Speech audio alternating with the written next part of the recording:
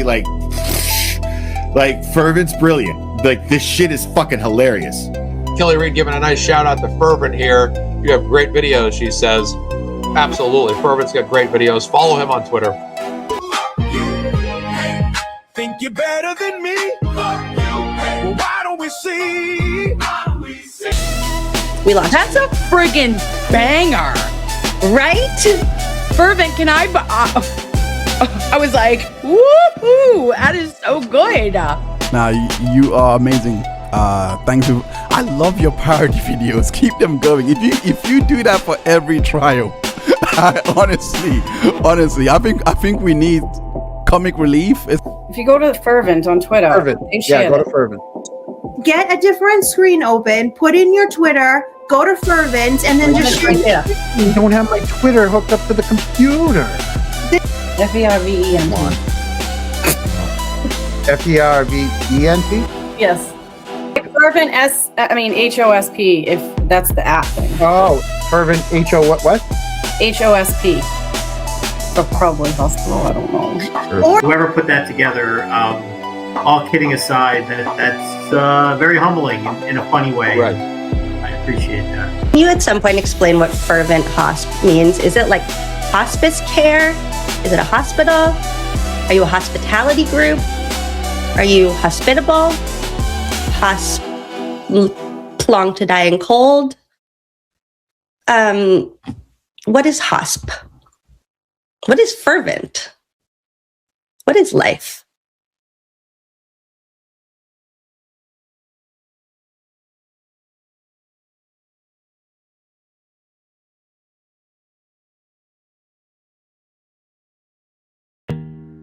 I put you on a pretty list. I'm gonna make you pay for this. Your AJ's dangerous. Ooh, oh baby, I was born for this. Yeah, I brought the West Coast to Dedham. Nobody is safe from my verbal venom. Put a witness on the stand and watch me shred 'em. Have 'em praying for peace, like the name John Lennon. A lawyer to match me? Well, I ain't met 'em. Don't believe me? Just ask Hank Brennan. Free can't read, and that was just the beginning. I'm never tired of winning. Got these middle-aged women waiting up to go swimming. Let's swim. I don't get nervous. I make people nervous. I don't get nervous. I make people nervous. I put you on a Brady list. I'm gonna make you pay for this. And AJ's dangerous. I put you on a Brady list. Sorry, Paul Pierce, Ray Allen, and KG. The real big threes, you Nettie, Bob, and me. Gonna come with the seat? Don't try me. You should know by now I always come with receipts. I'm out here penning letters like my name better roll. You got problems, Cox, and I think they're federal. Attorney Corey Hopkins, sure let him know. This ain't an episode, this a whole damn show. I don't get nervous. I make people nervous. I don't get nervous. I make people nervous. Ajax out here eliminating all you greasy motherfuckers. Ha ha ha.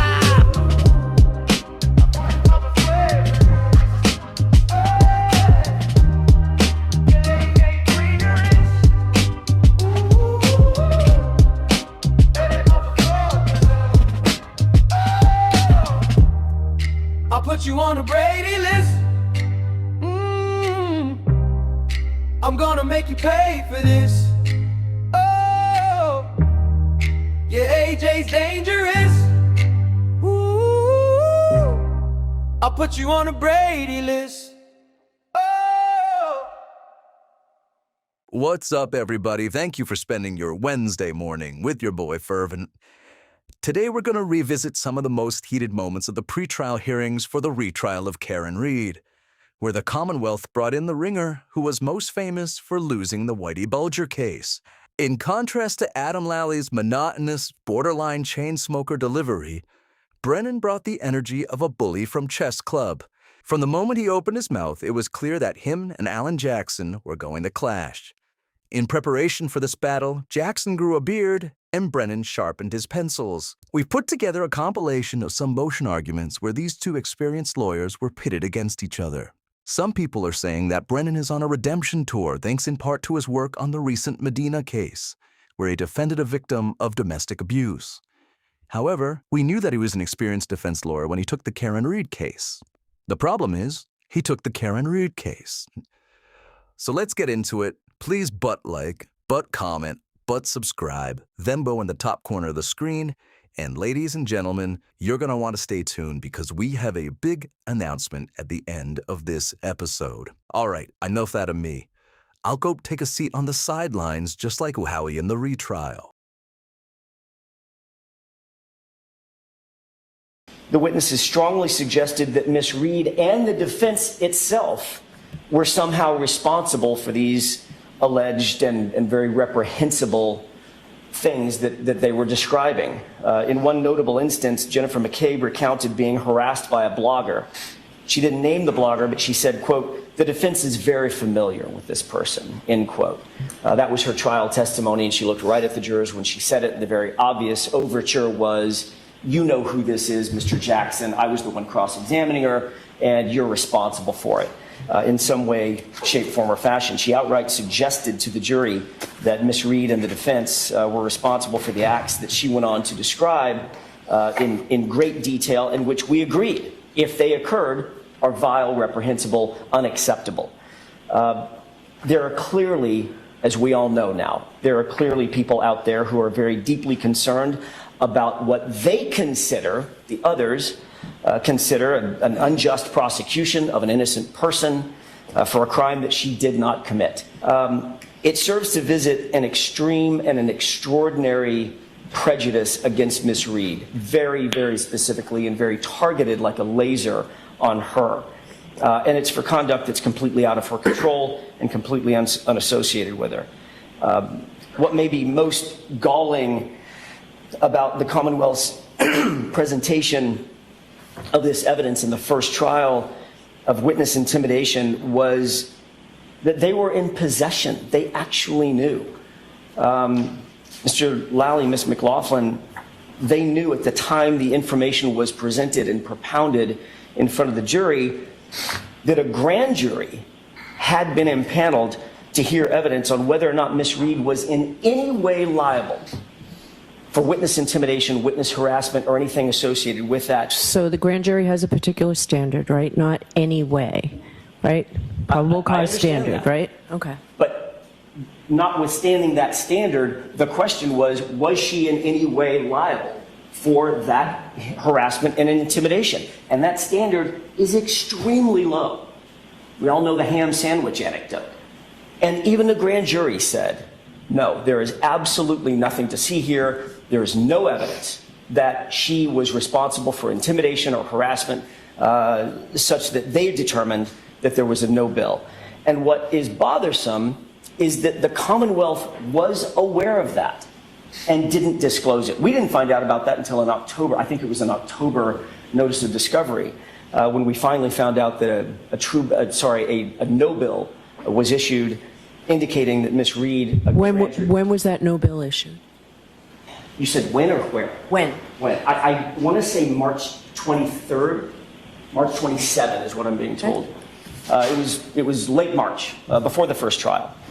And they knew this. And they didn't provide what I believed, and I think what the court would have ruled, would be exculpatory information to us to cross-examine these witnesses who say, hey, look, I've suffered at the hands of the community, of these bloggers. So my memory is I kept it out, and then I have a very clear memory of you opening the door with Jennifer McCabe, and it came in through there. So the court did make that ruling, that ultimately if the door is open, these witnesses are going to be able to talk about it. But I kept it out prior to that. Understood. Okay.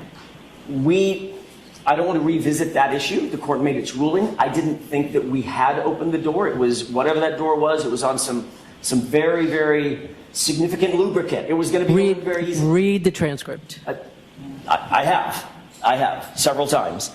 In any event, I believe that the court should make the exact same order this time and have a a more defined, we should have a more defined understanding of what would reasonably open that door. What happened last time was Jennifer McCabe basically decided that she wanted to talk about that issue and sort of walked through it. But to convert that into a speech that absolutely defies reality and grossly misstates the history and facts of this case is beyond me,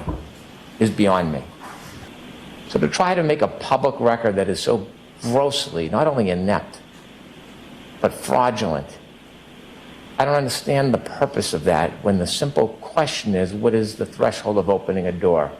But it is unfair to stand up here at this podium and suggest for a second that Ms. McCabe is using a witness box as some type of forum. She didn't drag herself into this case. She was dragged into it. And to suggest they can stand here and bash witnesses in the text of their argument, unsolicited attacks, because it pleases them and fits their narrative, is something I can't just sit by and listen to. The Commonwealth, the prosecutors weren't outside patting their bloggers on the butt for a job well done after witnesses were harassed at the family events. That didn't happen. And so if the issue is, what is the threshold when Mr. Jackson opened the door? Well, you can read the transcript. It's very obvious. Open-ended questions, personal attacks, baseless accusations. That opens the door. And it will open the door again, I suspect. And we'll be prepared. I think the issue is really a trial issue, and an attorney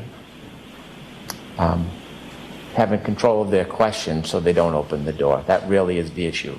All right, go ahead, Mr. Jackson. I just wonder if where this ire and these invectives from Mr. Brennan come from.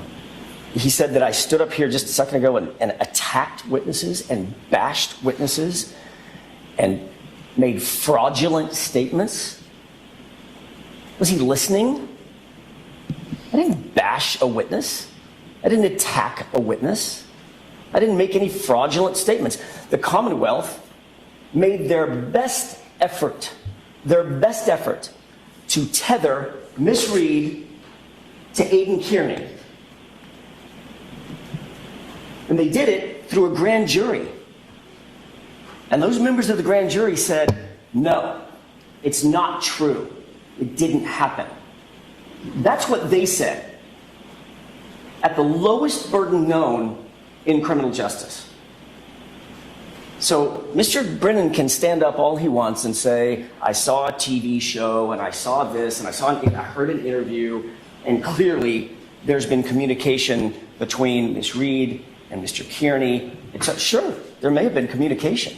That's very different from directing witness intimidation, directing witness harassment for the purposes of undermining a prosecution.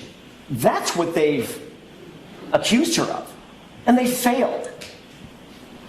And then they kept that from us when they failed and allowed this sort of fabrication of the witness. And I'm not saying that the intimidation that was described on the witness stand was fabricated. That's not at all what I'm saying. Maybe it was true. Maybe it all happened. What was fabricated is that it was connected to Ms. Reed or connected to us. So nobody's up here, Your Honor, and I take issue with Mr. Brennan's tone and tenor. We can all be professional. We can all advocate very zealously and robustly. But let's keep it professional. I didn't stand up here and attack a witness, or what did he say, bash witnesses, use this as an opportunity to bash people. But we could calm the drama down just a little bit and probably get a little further.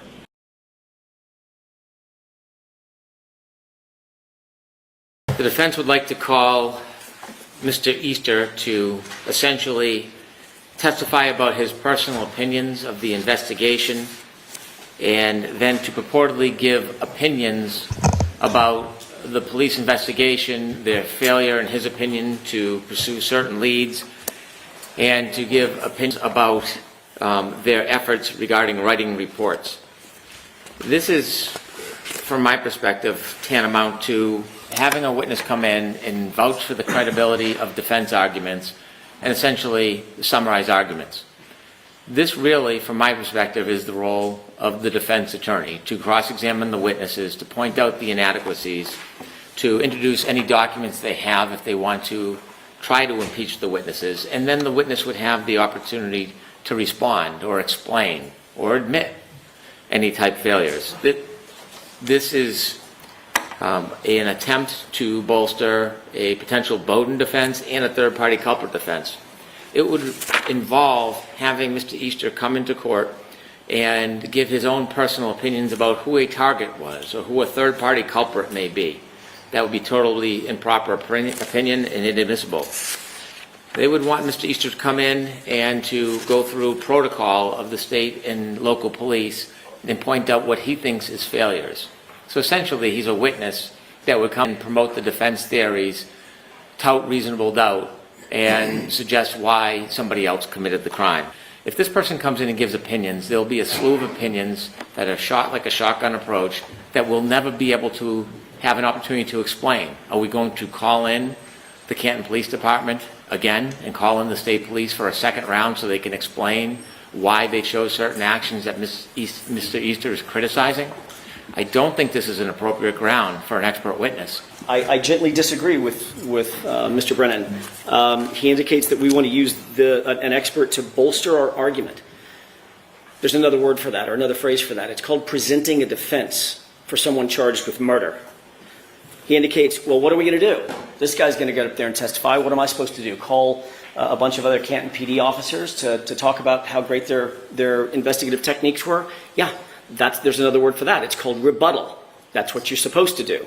And then he says, well, hang on. You wouldn't be objecting if they called somebody in rebuttal to reinforce a great investigation? Oh, no. Oh, no. Mr. Brennan said, what if I called a Massachusetts state police officer to say that this was the best investigation ever? I have two words. Do it. Do it. I'd love that.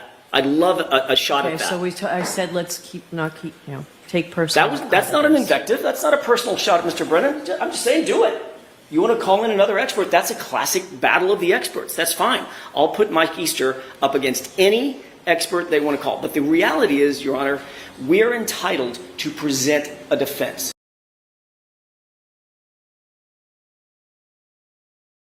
It seems the thrust of the defense argument, and I appreciate their advocacy and argument, but it's not shared by the Commonwealth, is that they were lovey-dovey and got along well that night. Well, at the time of this incident, it seems there's substantial evidence that Ms. Reed was not happy with Mr. O'Keefe. On 2020, transcript page 43, line 1, she was asked, would you say that you were angry with John that night? Her answer was yes. She was asked by Ms. Voss on June 20th, 2023 about that night, or the day before, and she says, I was temporarily frustrated, it wasn't an argument. She also says to Ms. Voss, were you worried at him or pissed at him or both? I was pissed until I fell asleep. Now, in addition to her anger, she specifies some of the tension. We heard from the testimony of Jen McCabe that when she gave directions to John O'Keefe, she mentioned a mother of a child who Mr. O'Keefe had a prior relationship with. This is minutes before we allege the collision happened. And so, in the interviews that she has provided to these different outlets, she discusses the fact that she hears this information and that there was an issue or some type of interaction about the fact that he was previously dated another woman. And this is a conversation that takes place minutes before the collision. And so we have statements from the defendant herself that show the discord in the relationship, the anger, being pissed, the motive. Without reading them, because it's unnecessary, there is substantial corroborative evidence. Not only that the text messages, which are corroborated by the niece's testimony, but the imminency of it, that this is happening in real time moments before John O'Keefe's death. If anything Mr. Brennan just said was true, he might have an argument. My goodness. It's important to get some of the facts right. You got to get some of them right.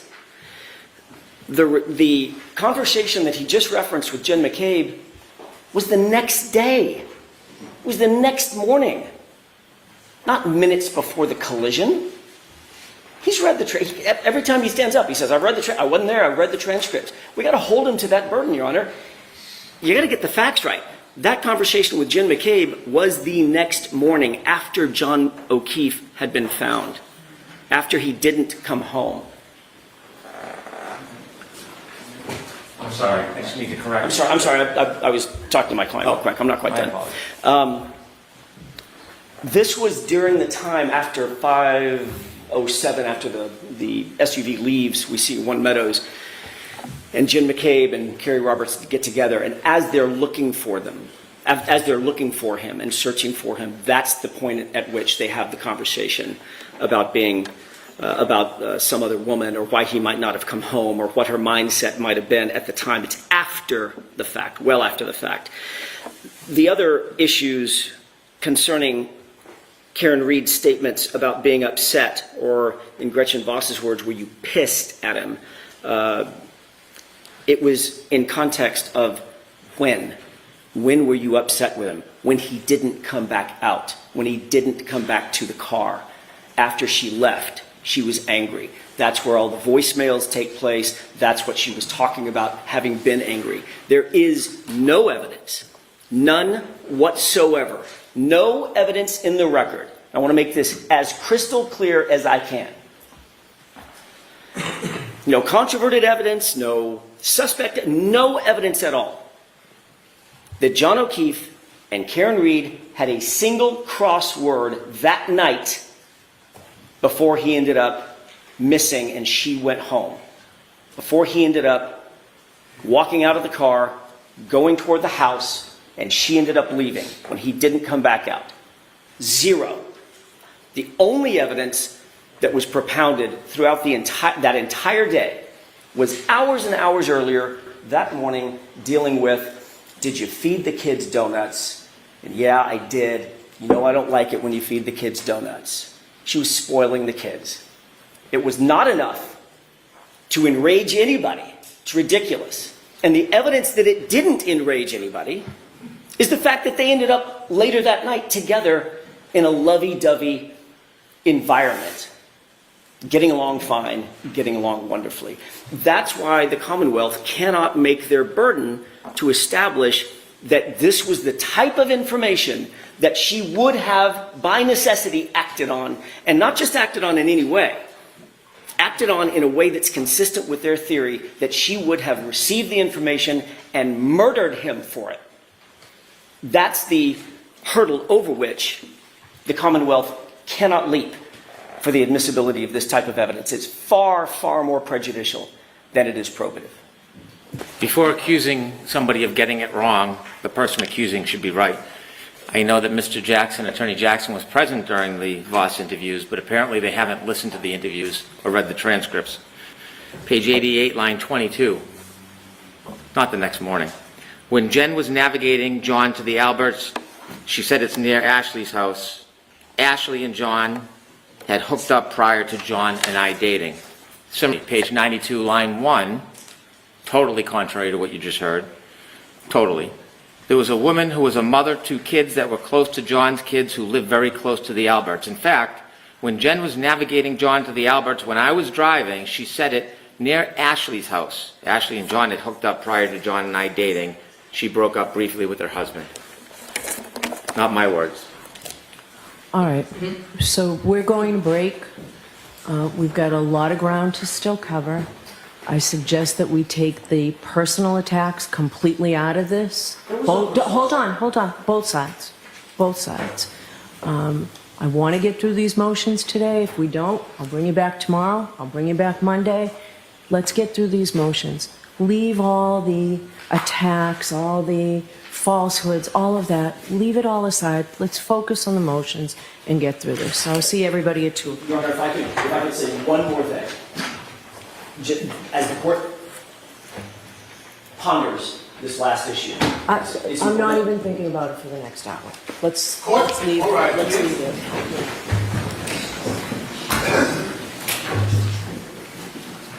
And Your Honor, if I could I finish that last point that I was about to make just before we broke? 30 seconds, Mr. Jackson. It will take me 30 seconds. I want the court to be super, super clear about this one point. What Mr. Brennan referenced, and I understand why he would reference it in the transcript of the Gretchen Voss interview, the reference to the she called John and talked about Ashley's home or Ashley's house. That she was Jennifer McCabe on the 28th calling John to say 34 Fairview is down the street from Ashley's house. My client was not part of that conversation. That was between Jen McCabe, as she testified, and John. Okay. Then the next day is when the conversation, according to Jen, took place about Ashley and could it have been some sort of an interaction or an affair or something like that. Okay. My only point in making this, and I just want the record to be super clear, is I understand what your point is in making there it. was no animus, no evidence of animus on the night in question. I understand that's your position. We haven't heard the evidence yet. Okay, I just want to make sure all that's right. clear. Thank you.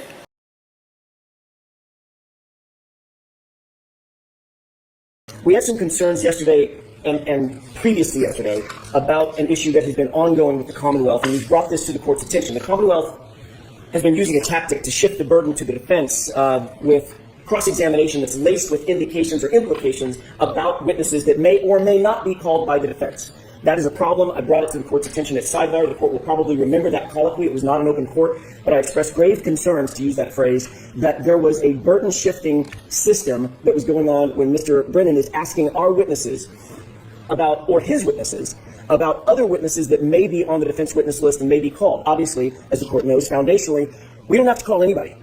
We don't intend to call anybody. We don't have to call anybody, but we can call whoever we feel like. But we shouldn't be put in a position where our hand is forced to call witnesses because of questioning by the Commonwealth, which is improper.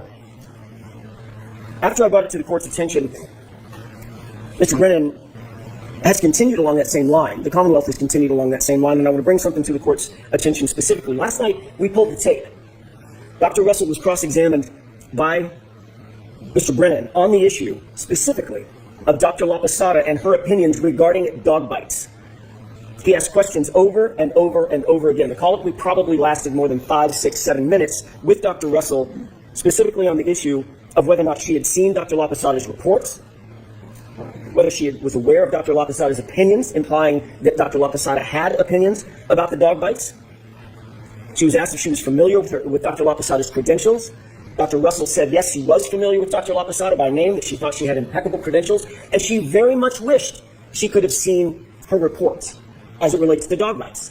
It was an intellectual curiosity by Dr. Russell that was evoked and elicited by Mr. Brennan on cross-examination of Dr. Russell. She was then asked the similar question. Did the defense, Dr. Russell, give you any reports by Dr. LaPosada related to dog bites? What page is that on? On the transcript?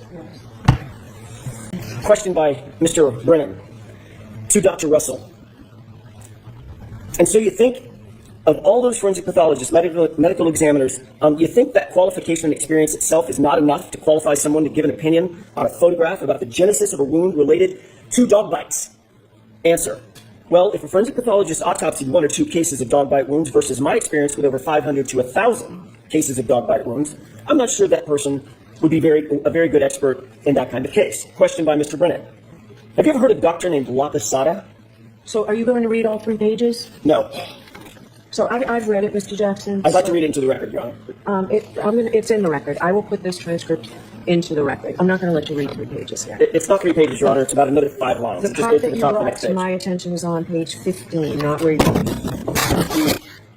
Colloquy between between Dr. Russell and Mr. Brennan was specific to dog bite wounds. It was specific to Dr. Russell's understanding of whether or not Dr. LaPosada had been retained by the defense, whether she was a defense expert, whether she had written a report, and whether she opined about dog bites and dog bite wounds. And after she was asked if she had been provided any reports by the defense attorneys specifically, from Dr. LaPosada related to dog bite wounds, Dr. Russell said, no, I haven't been. And to summarize her statements, which the court has in front of it, Dr. Russell went on and said, I really wanted to see what Dr. LaPosada had to say about these dog bite wounds. I really wanted to read her report. But no, I was never provided her report or reports by the defense. And of course, Your Honor, as the court knows, that is standard operating procedure. I don't trade reports between and among experts because obviously I want independent analysis. I don't want to cross-contaminate any opinions, et cetera, and be accused of doing so. So of course we didn't provide a report from Dr. LaPosada to Dr. Russell. But Dr. Russell's intellectual curiosity was then extracted from the witness stand, and the jurors heard all of that. So then days later, not weeks, not months, 3 days later, after eliciting testimony from Dr. Russell about Dr. LaPosada having a report, being hired by the defense on the issue of dog bites and not providing that report to Dr. Russell, the Commonwealth then moves to exclude the very testimony that he's eliciting from Dr. Russell, leaving the jurors with a very, very deep and irremediable misimpression. They used it tactically as a sword and a shield, and that's burden shifting. That leaves the jury with the impression that Dr. LaPosada was consulted by the defense, number one, that she wrote a report, number two, that the report was about dog bites, number three, that she didn't provide that report to other experts, number four, and the reason she didn't, obviously, is because her opinion, Dr. LaPosada's opinion, would be harmful to the defense. That's the only reasonable interpretation of those facts. And the Commonwealth has taken advantage of that. The Commonwealth's questioning of Dr. Russell about Dr. LaPosada and her report and her opinions about dog bite wounds specifically was deliberate, and it left the jury with an open question. We know they consulted her. We know it was about dog bites. This is how the jurors are thinking about it now. We know they consulted her. We know it was about dog bites. They hid the report from Dr. Russell. They didn't want her to know about it. Ergo, must be harmful to the defense. Now we've got Dr. LaPosada on the stand. Her credentials are peerless, absolutely peerless. They've got possibly the most qualified medical examiner in the country, certainly on the Eastern Seaboard, right in front of them, about 6 feet away, and the defense is not going to ask a single question about her opinions concerning dog bites when she reviewed the entire autopsy. How is the jury going to conceive that? How's that going to land with them? The answer is they're going to think, they have no choice but to think, the only reasonable explanation is, if Dr. LaPosada's opinion helped the defense, they would ask her. If they don't ask her, it's because whatever Dr. LaPosada says about that right arm and those wounds, it's got to be harmful to the defense. They would absolutely ask the question. So the Commonwealth got to have it both ways. They got to ask Dr. Russell about Dr. LaPosada and imply that Dr. LaPosada had opinions about dog bite wounds, and then they had it the other way, which is, let's ask the court if she will exclude Dr. LaPosada from testifying about the very issue that they brought up in front of Dr. Russell. That cannot stand. That ensures, it reasonably ensures that the jury will misrepresent or misunderstand the import of why we're not asking Dr. LaPosada about her expert opinion, especially as it specifically pertains to dog bite wounds. I want to talk for just a second, and that has, by the way, that has constitutional implications. Ms. Reed is entitled to a fair trial. The pattern of conduct that stands out is persistent, repetitive, contrary to court rulings and court orders, and deliberate. And that is, the defense uses their witnesses to vouch for their own credibility. They use their witnesses to introduce information they know is not admissible, and they use their witnesses to introduce otherwise inadmissible hearsay. Dr. Russell took the stand, and she was led into answers where she was vouching for her own credibility.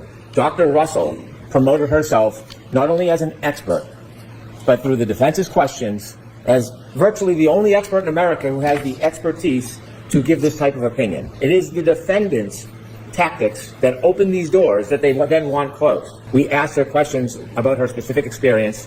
She did not provide a basis, and so her opinions regarding dog bites should not be permitted in this trial. Two things stand out about that speech.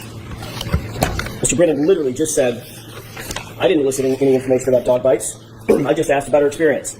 Question by Mr. Brennan. Excuse me. So I heard what Mr. Brennan said. You don't need to tell me what Mr. Brennan said, but go ahead to your argument. How about if I quote his words? How about that? Question. And so you think of all those forensic pathologists, medical examiners, and you think qualification and experience itself is not enough to qualify somebody to give an opinion on a photograph about the genesis of a wound related to dog bites. The question was specific to dog bites. That's how he introduced the subject matter to Dr. Russell. Then his next question was, have you ever heard of a doctor named Dr. LaPosada? Those were his words.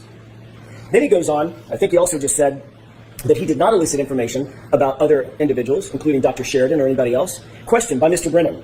Were you ever told what other people's opinions might be regarding those photographs? That's the question that she was answering when she said, quote, I'm aware that there was a Dr. Sheridan involved in the previous proceeding, and he believed that those were consistent with dog bites. That was in relation or in response to Mr. Brennan's specific question. She didn't just elicit that. She didn't volunteer it. She said it because he asked her. And that was all by design. The entire thing has been by design. He elicited the information suggesting that Dr. LaPosada was being hidden from Dr. Russell because her opinion would harm the defense. He left that with her on purpose, then turned around and 3 days later said, and by the way, the defense should be disallowed from using Dr. LaPosada to talk about the very dog bite wounds that I asked Dr. Russell about. That cannot stand in this courtroom. It's helpful if you read the entire thing in context, which I won't do. We always have a right to object to an inadmissible opinion. So the suggestion that somehow an ambush here is not only misplaced, it's strategic by the defense to try to create an error. It's improper. All right. I'll be out in 10 minutes on this, and we'll get started right away with Dr. LaPosada.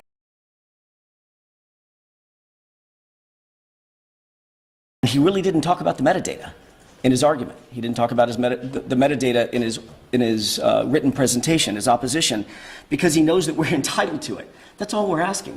One thing I really agree with him on, this is simple. This shouldn't be a fight. He's got video data.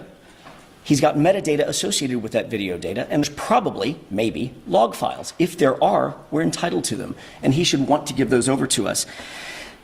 He just indicated that this detective file, whatever it is a hard drive. Every electronic storage device has metadata on it. So even if it's a drag and drop, makes it sound super simple, that electronic drag and drop will have metadata associated with it. That hard drive, every time it's accessed and the data on it is accessed, also will have metadata. Euphemistically, it's called electronic fingerprints. Every single, whether it's a thumb drive, a hard drive, or a server, every one of them have metadata on it. So it's not difficult. And we're interested in the videos, but we're also interested in the data that is behind the videos as well. And I wouldn't be nearly so concerned.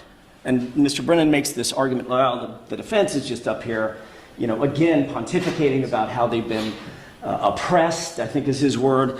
Nobody's talking about oppression. We're talking about fairness. We have been told from day one, before the first trial ever started, Your Honor, this court recalls this.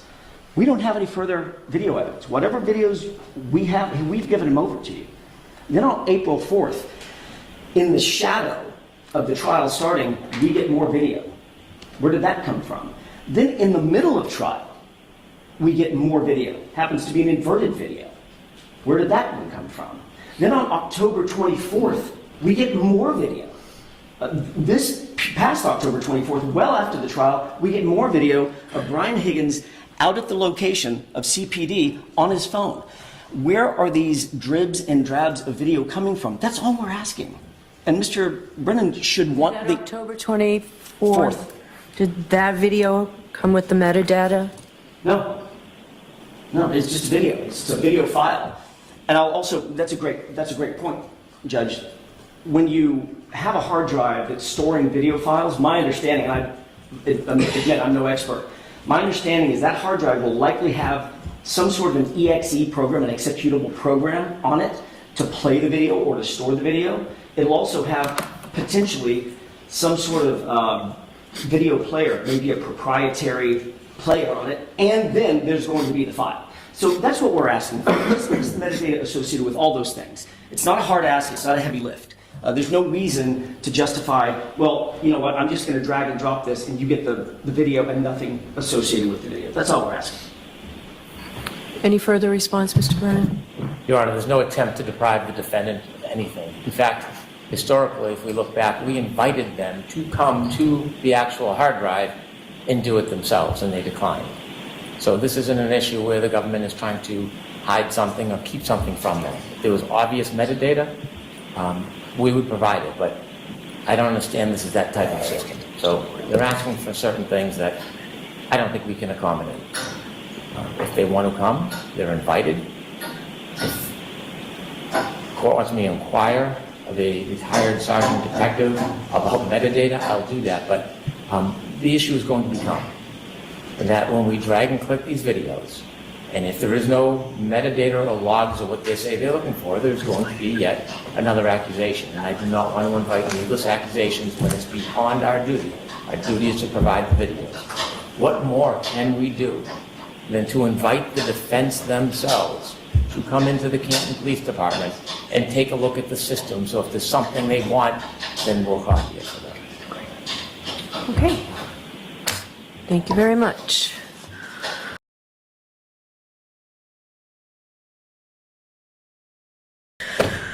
So the fact, what you state is fact, that Lieutenant Fanning had control over and access to this jury is simply not true, Mr. Jackson.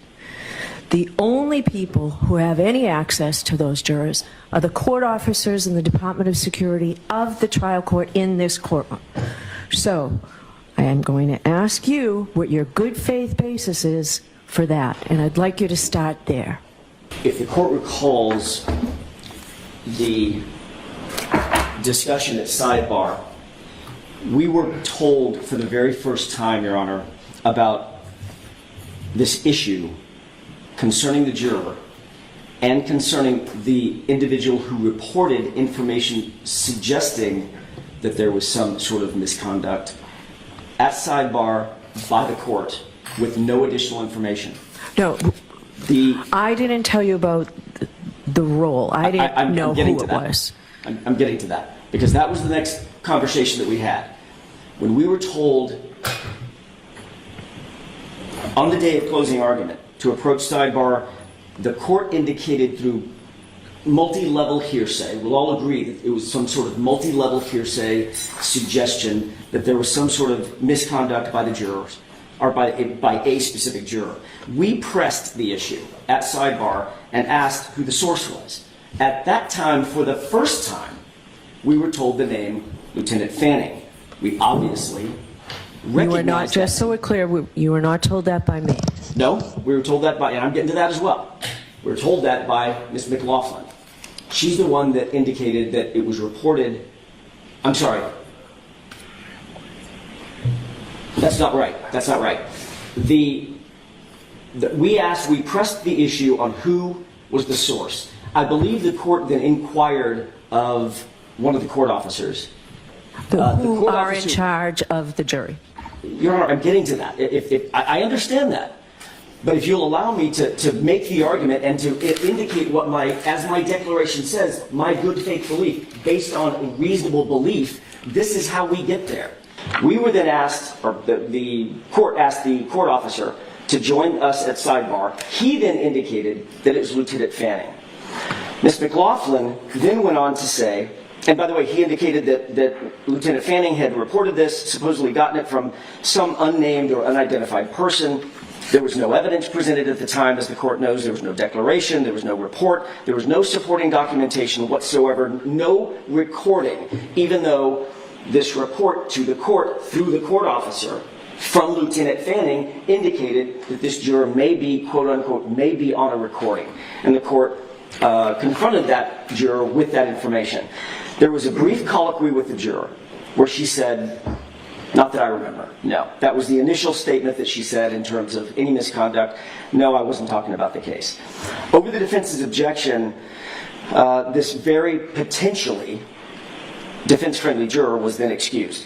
During that discussion at sidebar, that's when Ms. McLaughlin explained for the very first time to the defense that who Lieutenant Fanning was in this circumstance. And she said that he was the, quote, commander of the extensive security operations that this case has required. Period, end quote. That sentence says a lot. It said a lot to me. It does not say he has access to or control over the jurors. It says that he has... I'm just going to stop you. I'll let you finish in a minute. Okay. Mr. Yannetti, as a Massachusetts practicing lawyer, knows that the court officers are in charge of the jurors. Go ahead, Mr. Jackson. If there is a commander of the extensive security operations over the entire case, there is, Your Honor, no greater security operation than securing the jurors. That is sacrosanct. It's paramount among the security operations that the court embraces. And we were told, I didn't make it up, but Ms. McLaughlin told us. We were told he was the commander, not part of a security operation that was outside the court, not part of a security operation that helped parking cars or making sure that citizens got in and out of the courtroom appropriately. We were told he was the commander of the extensive security operations in this case. It is reasonable to conclude from that statement that Fanning was either directly in charge of the jurors, which the court is now telling me he wasn't. Again, You were told that at sidebar that day by Ms. McLaughlin. No, we were not. We were told. I have the transcript. Well, Your Honor, what we were told is what his title was. Commander of the extensive security operations of the court. So we reasonably concluded that he was either directly in charge of the jurors or in charge of the people who were in charge of security of the jurors.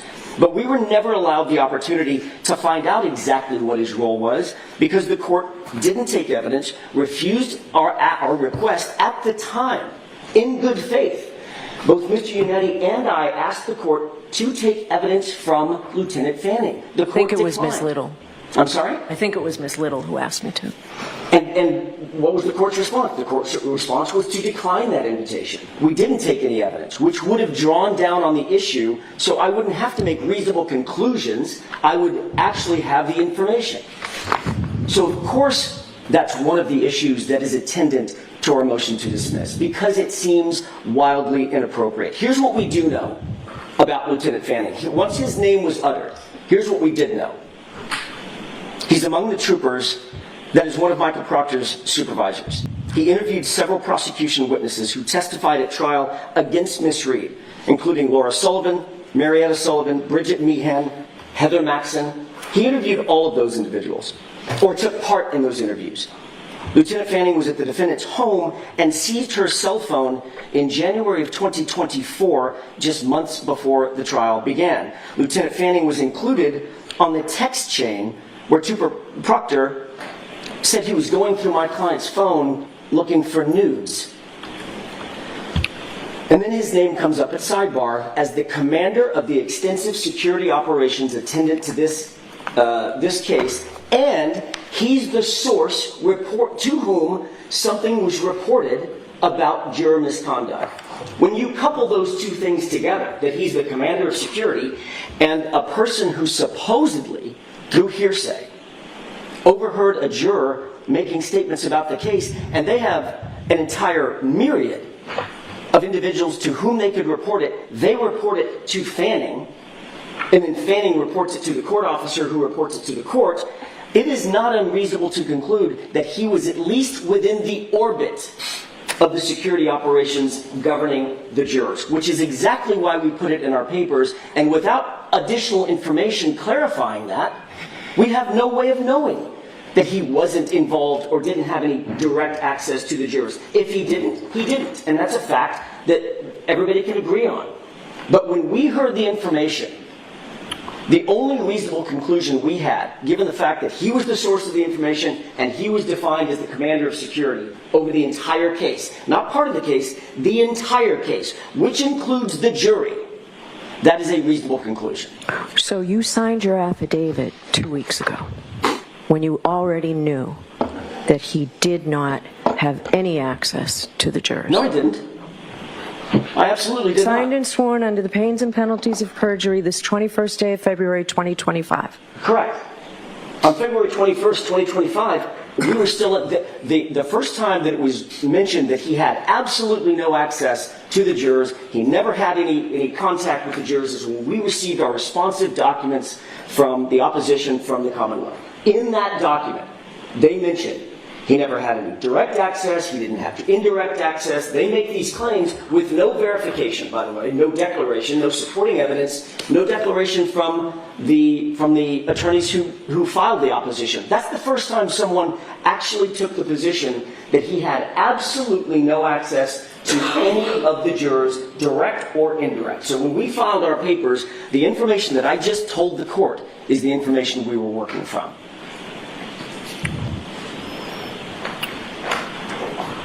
I will let you move on. I can tell you, I'm really not satisfied with your answer, Mr. Jackson. Well, put it this way. Let's say it this way. So, now that you know that he had absolutely no access to the jury, what's the nature of the conflict? How is your client's right to a fair trial jeopardized? Is now there that evidence you know it's not true. Is there evidence My question to the court is there evidence that he had absolutely no access, either direct or indirect, with any of the jurors? I don't know that to be true. I mean, I take the court at its word, obviously, clearly. So we will move on from that, Mr. Jackson. We'll move on from that. So well, the court's asking what is our evidence of, or what's our indication of the impropriety of him being the person that actually reported this misconduct and ultimately leading to the exclusion of a very, very defense-friendly defense-friendly juror, or presumably a defense-friendly juror, and knowing at the same time that he was intimately involved in the prosecution of my client. That's the reason. Because he was at least within the orbit of commanding, according to Ms. McLaughlin, commanding the extensive security services over this case, and he ends up, just ironically, who knew, he ends up being the source of the information that got that juror removed. That's awfully coincidental, Your Honor. And yes, that's the foundation on which we built our argument that that shouldn't have happened. He certainly never, ever should have had any access, even in the orbit of the jurors, directly or indirectly, and the court never even inquired as to why he was the one receiving the report. Why Lieutenant Fanning, of all people, who then reports it to the court officer, who then reports it to the court, who then removes the juror? That's an awfully straight line between Lieutenant Fanning, who has an interest in this case, and the removal of a juror. That's improper in our view. And that's why we put it in the papers, and that's why we argued it the way we did. Because we were working off of extremely reasonable beliefs based on information that was provided to us at sidebar in the court's presence. all right, so that's your answer to my question. That's my answer to May I have a moment to confer with counsel? Yes. Thank you for that. The court invoked Mr. Unetti and said, as local counsel, he knows this not to be true. Mr. Unetti just indicated to me that that's not quite the fact. And so Mr. Unetti, I think, should be able to at least address the court. As the court said yesterday, when we file something, we file it on behalf of everyone, including Mr. Unetti. So if the court would allow Mr. Unetti to explain what his experience is, that may elucidate on this issue. If we have time later, go on with your argument. I would like to have time to speak about the claim of jury tampering. I understand the temperament of the court. I'm not tone deaf, but it is a claim that was lodged that has collateral consequence. And I think it's important for me to be able to address it. May I? Yes.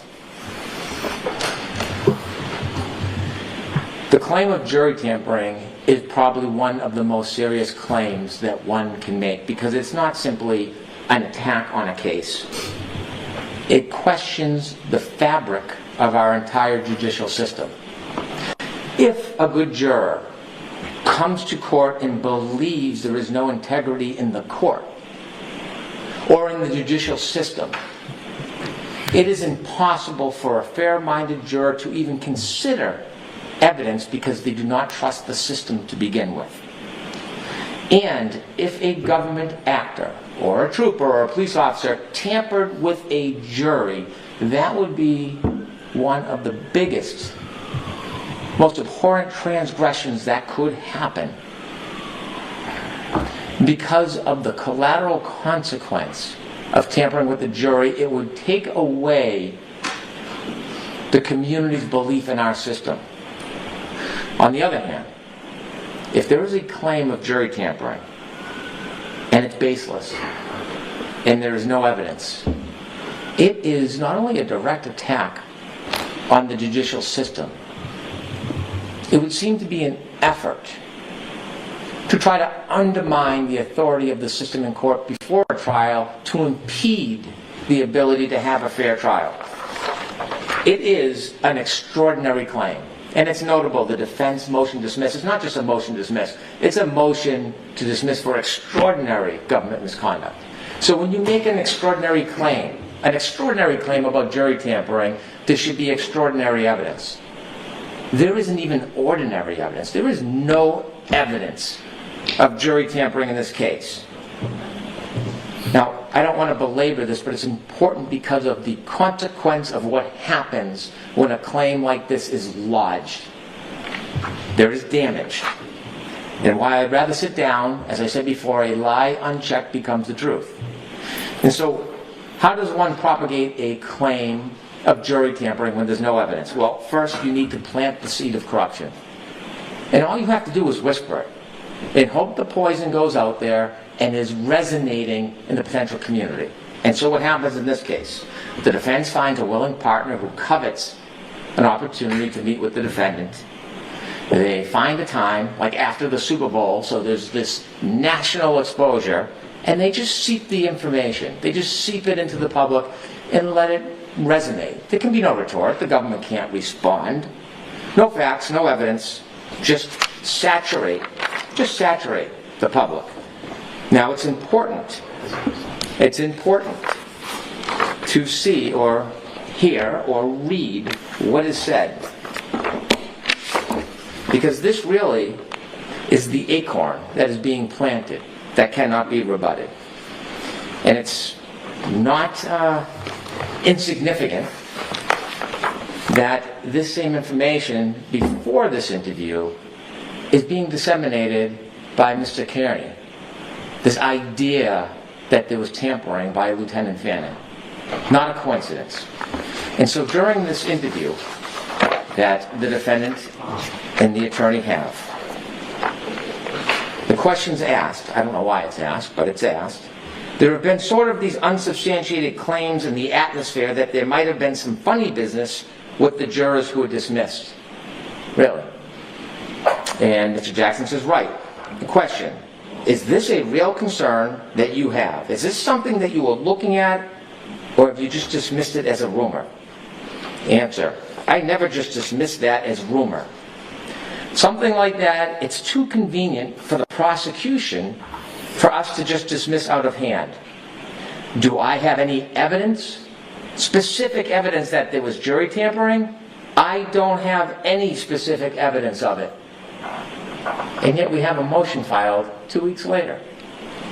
Do I think there are questions that should be asked? Do I think that there are questions that have been raised about the way the jurors were dismissed and who was dismissed? Very specifically. And then it continues on page 13 of the transcript. Question.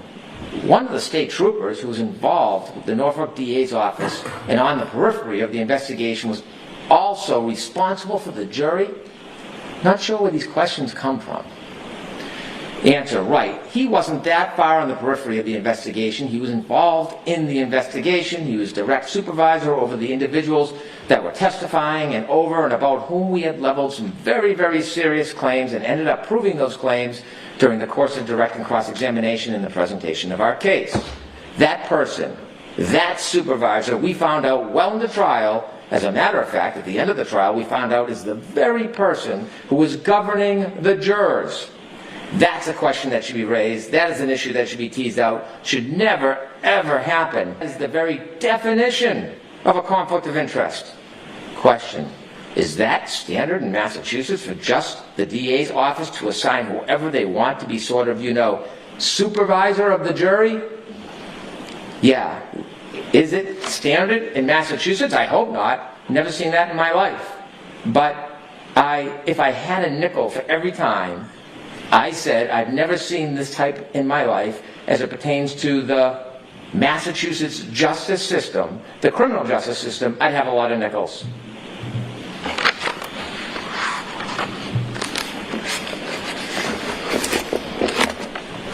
So, I didn't see that interview.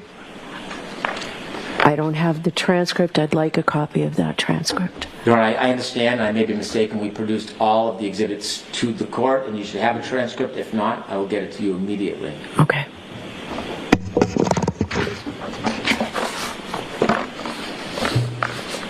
Okay. So after step one, finding a vehicle to plant the seed, and they did that very effectively, the next step is they have to identify our target. Who are they going to blame? Who's going to be the villain? In this case, a villain goes from anybody that gets in the way. It could be a soccer mom. It could be a police officer. It could be a good Samaritan. Anybody that crosses the path is a target. And now they decided they were going to identify Lieutenant Fanning.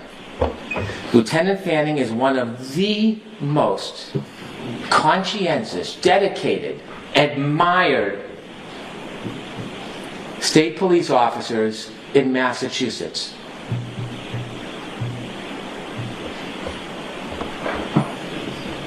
After having his name attempted to be sullied all over social media, attacking his integrity and his name, I can dare say that Lieutenant Fanning is in a different position than many. His integrity is so reputable, none of that will break him or his reputation. But it happened. When you look at the motion filed by the defense in this case, and they found their target in Lieutenant Fanning, you look at this motion, page 15. It's important when they made this public pleading, getting back to my request for your honor the other day. You look at the bottom of page 15. It talks about Lieutenant Fanning and tries to align him or associate him with Trooper Proctor because Trooper Proctor's text message was on a chain that included Lieutenant Fanning. Lieutenant Fanning did not reprimand or otherwise correct his subordinate's disgusting and inappropriate behavior. As a result, he was investigated by the Office of Professional Integrity and Accountability for allegations of inappropriate correspondence between department members. True. But then they leave off the punchline. They put this in a public document. They try to smear him, degrade, demean, dehumanize. But what they leave out is that after this thorough investigation by the Office of Professional Accountability, where they took strong measures, very strong measures when they found something that they were not in agreement with, they concluded that these complaints were not sustained. So we were all aware of that. I received verification of that through the Pleadings Council, was all aware of that. I just need the date. When was he cleared? When was that made public? We'll have to provide that to you. Was it prior to this? Was it prior to the motion being filed? Yes, it was last year, last fall. I can provide the date right now. Okay. Trooper Lieutenant Fanning is not in a unique position. If I may, Your Honor, sorry. It was July 17th, 2024. He is similarly situated to the many first responders and witnesses in this case. And then, without any basis, the defense then distorts that Lieutenant Fanning was in charge of juror security. He had control of the jury, and he had access to the jury. Think about what those statements say to our community. We're going to pile in here in less than a month to try to give a fair trial to both sides. Think about what those words mean.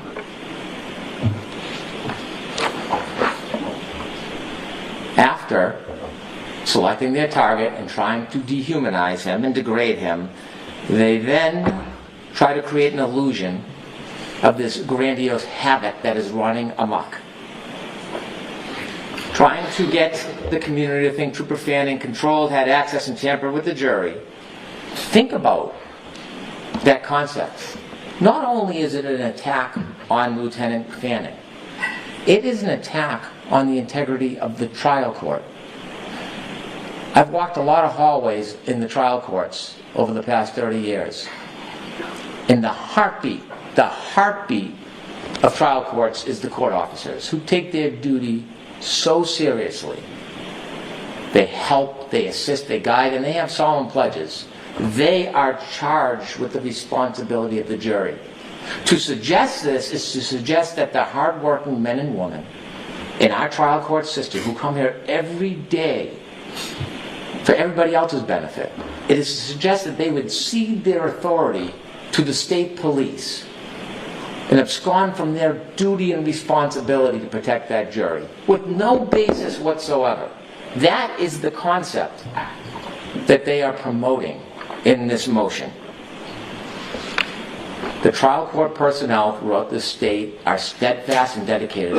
I've tried a lot of cases, and I think most of the lawyers in here have. It is without a doubt in Massachusetts that these dutiful men and women of the trial court protect and are sworn at the end of every case in jury instructions to protect the jury. And these trial court employees, especially here in Dedham, some of the finest, would never abscond that duty. And yet it is now in the public domain, this suggestion.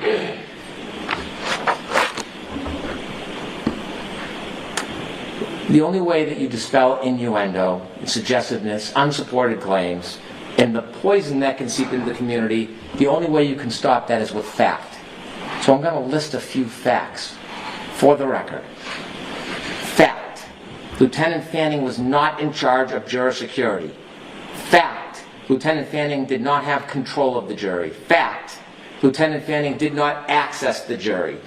Fact: Lieutenant Fanning was part of a multi-agency cooperative effort to ensure the safety of the public and court participants, which required numerous local police officers and state police because of the bedlam that was created outside. Fact: Lieutenant Fanning never, ever met with or interacted with any juror. Fact: at all times Lieutenant Fanning worked from a remote location, jointly managing operations for the safety of the public.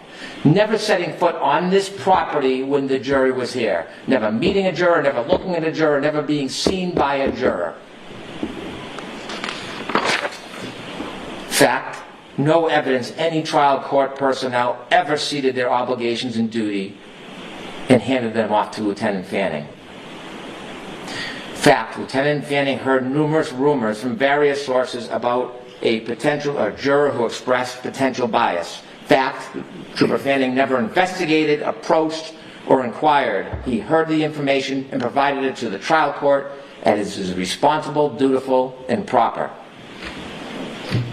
And I'll repeat one more time, Lieutenant Fanning never, ever interacted, controlled, or met with any juror. Your Honor, these claims in the motion to dismiss have a theme. Different issues, same theme, same pattern, same effort. Your Honor should dismiss it outright, and we should move to trial. Thank you. And I want to talk first about this issue of juror interference, which is what we called it. Its words matter. We've claimed that there's interference.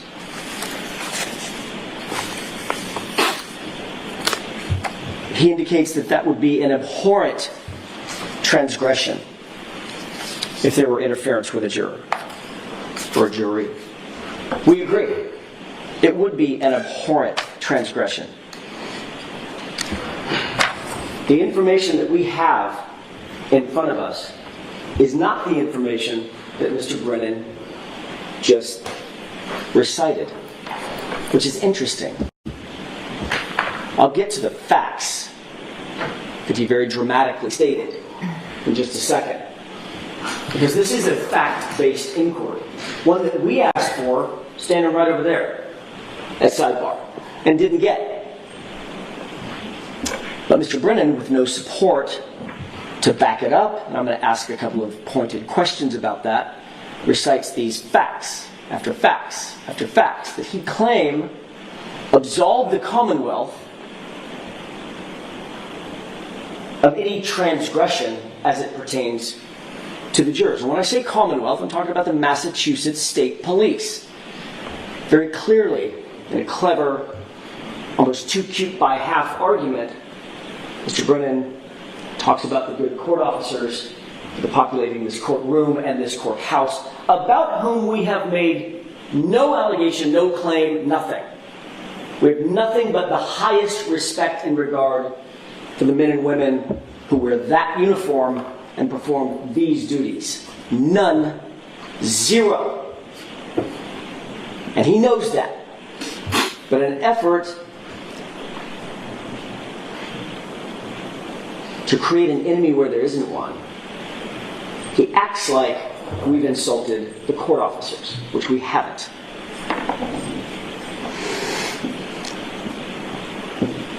He also said that Lieutenant Fanning stood up here and gave basically a CD, a resume for him, and said, the greatest guy face of the earth. I don't know Lieutenant Fanning. I don't know if he knows Lieutenant Fanning. Not really the point. It's in the personality contest. He said that we identified somebody with an unassailable reputation. We identified him? We didn't identify anybody. We were standing up at sidebar, fat, dumb, and happy, not knowing what was going to happen, when somebody else identified him. It wasn't us. And by the way, everything that we filed concerning this was under seal. We didn't disclose anything in any court document. It wasn't a public document, it was under seal.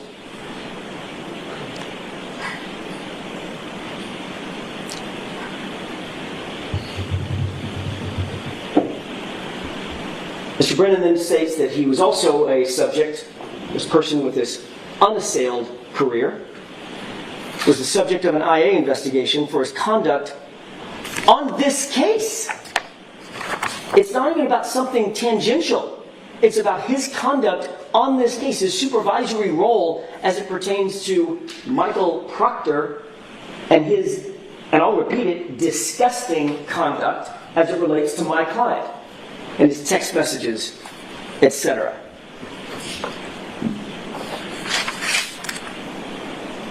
When he was asked about those text messages, his claim was, I was on vacation and I didn't read them. And ultimately, the Massachusetts State Police investigation cleared the Massachusetts State Police officer. We've seen that happen before.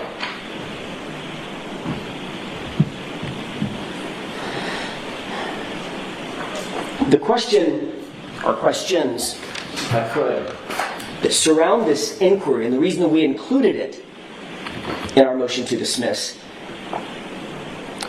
is because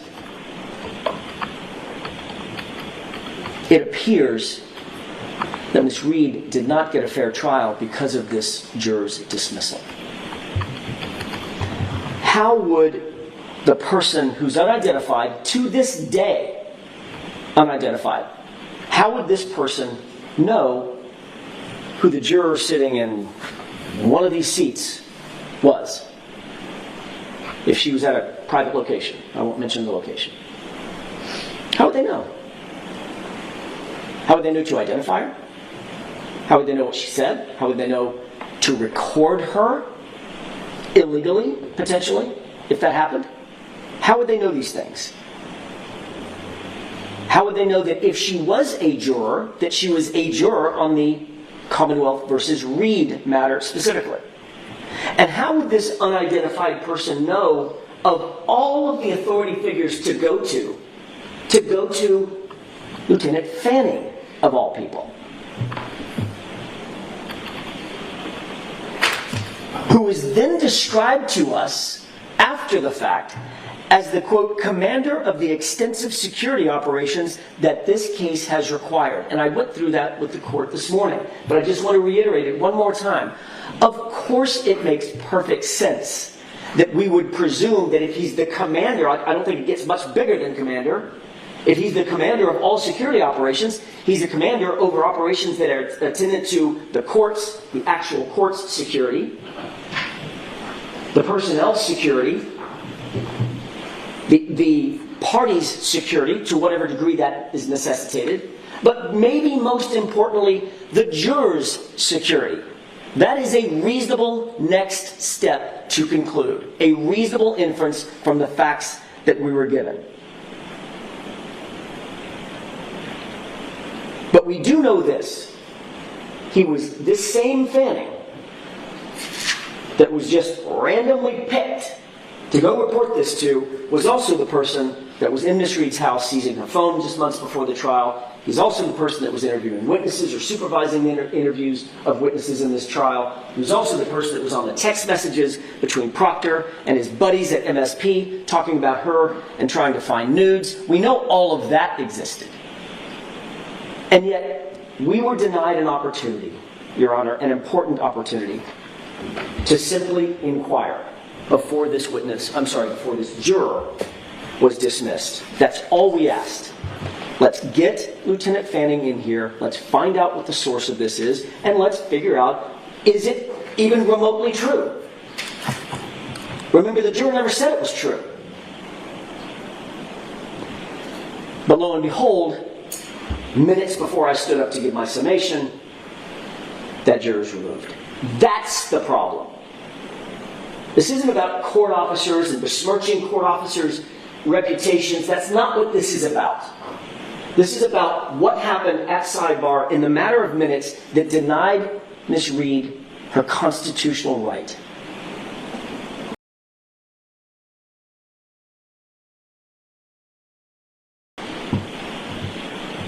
So in April of 2024, as the court knows, we got additional video, and that's the inverted video.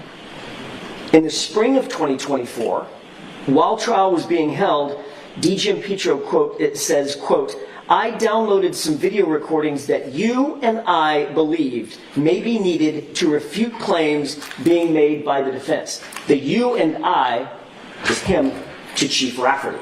That's who this report is to. And it includes footage of Higgins.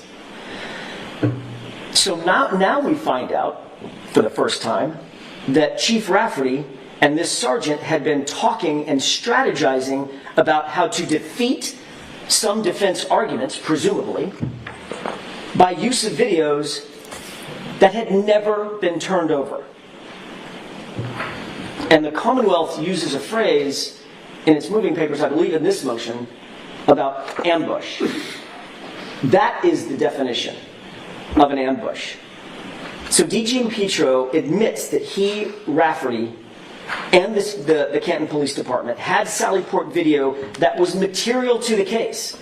Remember, his quote was that you and I believed may be needed to refute claims made by the defense. They were strategizing about how to defeat certain of our arguments, and they didn't turn it over. Specifically, he downloaded video and presumably gave it to Chief Rafferty. But then the interesting thing is, Chief Rafferty held on to it. She never turned it over.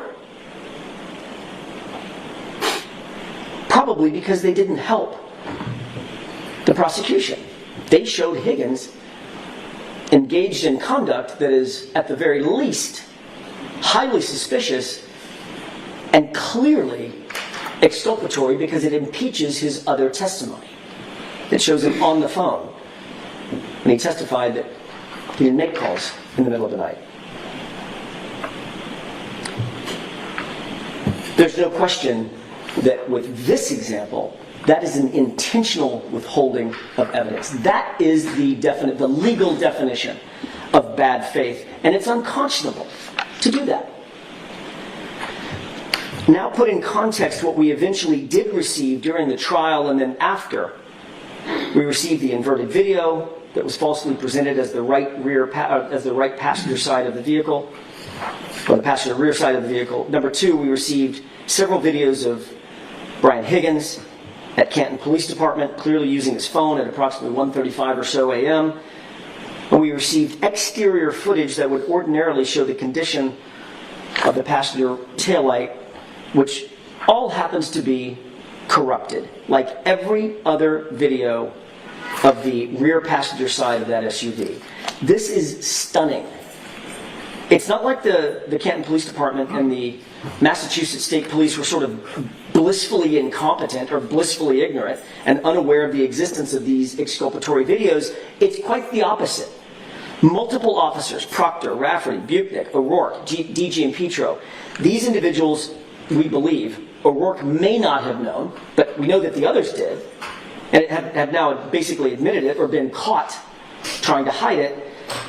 They were all variously actively engaged with these videos. They were searched for, they were discussed, they downloaded them, they saved them, they copied them, they labeled them, they transported them, they reviewed them, and they strategized about them. These videos were top of mind for all of these folks. We know there were hours and hours and hours of footage that was so large it had to be broken down into 6-hour blocks. All of that was pulled. And none of this footage was disclosed to the defense before April of 2024. And most of the files that have been turned over so far have been turned over after the trial was over. We have no idea this footage existed, and to this day, it continues to be, the bulk of it continues to be withheld from the defense. Defense has made a number of conclusions that there was somehow videotape that was tampered with. There's absolutely no evidence whatsoever, none. It's not even speculation. There's no evidence that any videotape was ever tampered with. They say it, but there's none. I have seen none. They have produced absolutely no evidence that any video was altered or tampered. There's no chain of custody log authenticating the videos, no authentication documents whatsoever, no foundational documents, no indication of where the videos came from or how she came to possess them at the time. But she did write on that little pad, quote, "That is how it records, LOL, no tampering," end quote. LOL, laugh out loud. So the chief of police is laughing in the face of serious Brady violations, in the face of serious evidentiary violations and what was the discovery date? violations. 10/10/24 you received that? Was that the date? 10/10/24. That's correct. The defense lodges the idea of bad faith, that there was some type of advantage and that this video was withheld from them on purpose. And again, that is a baseless claim. If the government was going to hide video from the defense, they never would have got it. Maybe they would have got something after I came in and looked. They would have not got this production in April 2024. They would not have gotten the production if the government was looking to hide anything. And so the idea of intentionally withholding or bad faith is just characterization by the defense. The words Brady have meaning. Now first, Brady needs to be exculpatory, and that's going to be something I think I can demonstrate does not fit this case. The defense position is also contradicted by dash cam footage. Sadly, an officer went to the O'Keefe home to check on his niece and nephew on that tragic day. And when he did, he had a dash cam video further reinforcing that that taillight is missing well before that vehicle makes it to the Sallyport area. If we could play Exhibit 7, which is the dash cam footage showing Mr. O'Keefe's car in his driveway at 8:22 a.m. If you could close up from the court, please. If you compare the right side to the left side, although covered and impacted by snow, if you could more close up, please, you can see that taillight, just like the detective from Dighton said, just like the 508 ring video shows, is missing. Is missing. There's no plant.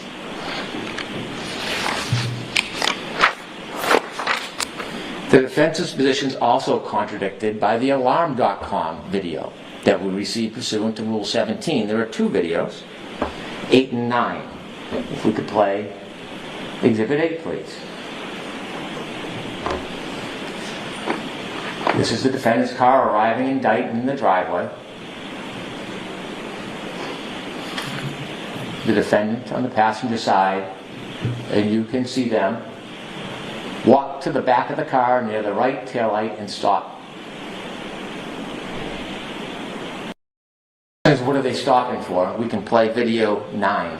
And this is when the car is being put on the tow truck before it makes it to Canton. And just like 508 in the driveway of Meadows, John O'Keefe's home, you will see that right taillight, shine white, showing the missing taillight cover on 2 occasions. If you have an opportunity to stop the video at the important points, please do so. Can you lower it? We cannot. Can you zoom in on it? Your Honor, I would encourage the parties to look at it on the computer. The clarity is much better, and it's very clear, the white light missing video. I cannot see it clearly on the screen. So will you give me a flash drive of all of these exhibits? Oh, there we go. Okay. If you look at it on the small screen, see right there? I do see it. Yeah, and then you'll see it again.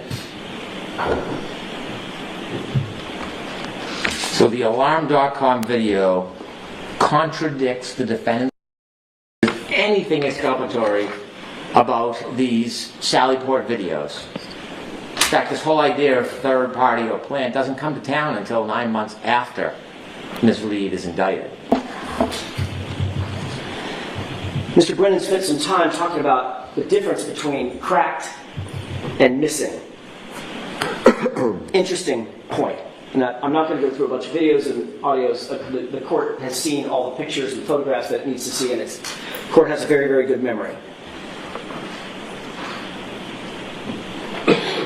We've never, ever disputed that the light was cracked at 5:07 or so a.m. That's how it got cracked, is the point. It got cracked on that traverse. And a piece was missing. A piece was missing. Not according to me, according to another agency's sergeant, Barros, who said a piece was missing, but it wasn't completely damaged. And at some point, did you make any observations of the right rear part of that Lexus SUV? I did. And what, if anything, did you observe about that area of the vehicle? I saw that there was some damage to the right rear taillight.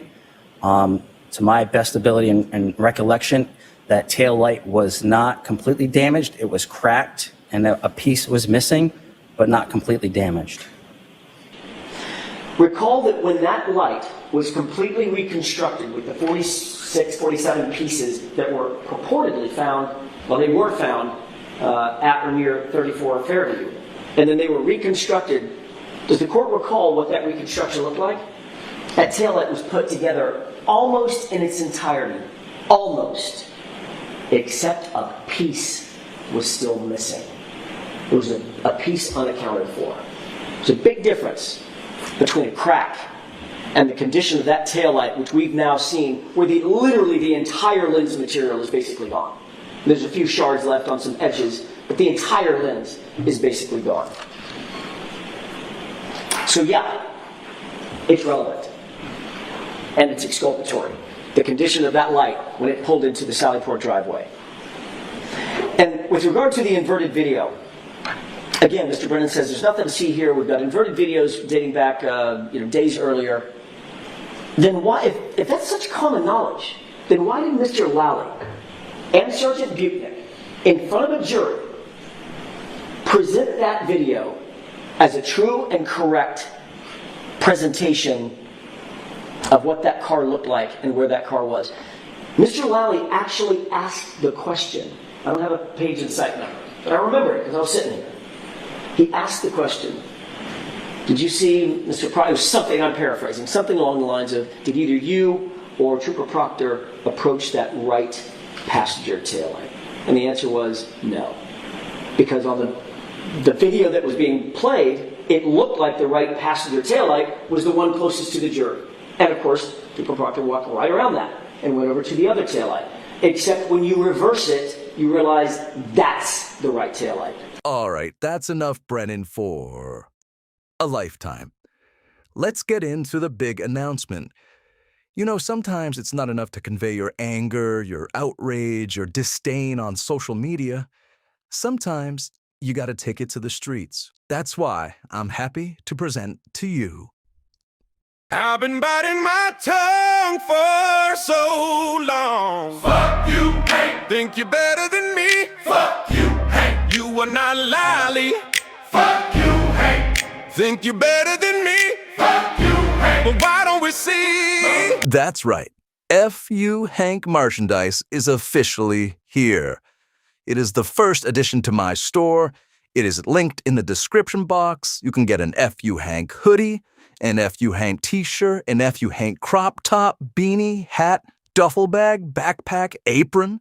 However you want to express your feelings toward the persecution of Karen Reed. So go get yours today, spread the word, and look awesome doing it. I'm sending one to Adam Lally as we speak. And to all my members, I haven't forgotten about you guys. I've been giving it a few days just to let the memberships grow a little bit. But members-only content is starting this week. So if you're not a member yet, do so now. It will be worth it. I got some really fun stuff planned for all of you. Thank you guys for tuning in. We're back live Saturday, right here on Fervent.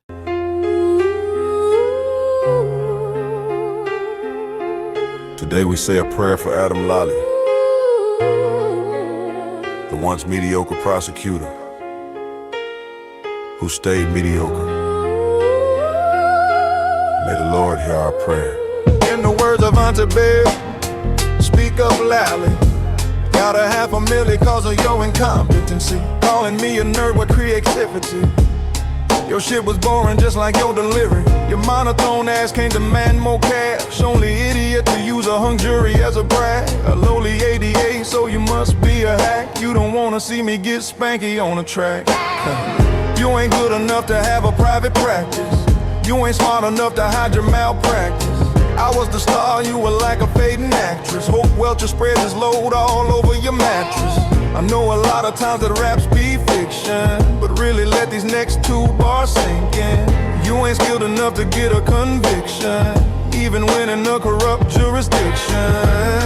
As for the aftermath, well, I'm making more cash. As for you, I think I saw you on DoorDash. Man, I kinda feel bad, sitting back with a laugh, counting up on my stacks. But let me end this quite plainly, just in case that your memory's hazy. It was confirmed on the stand that you're lazy when Rosemary made you her baby. Holly wanna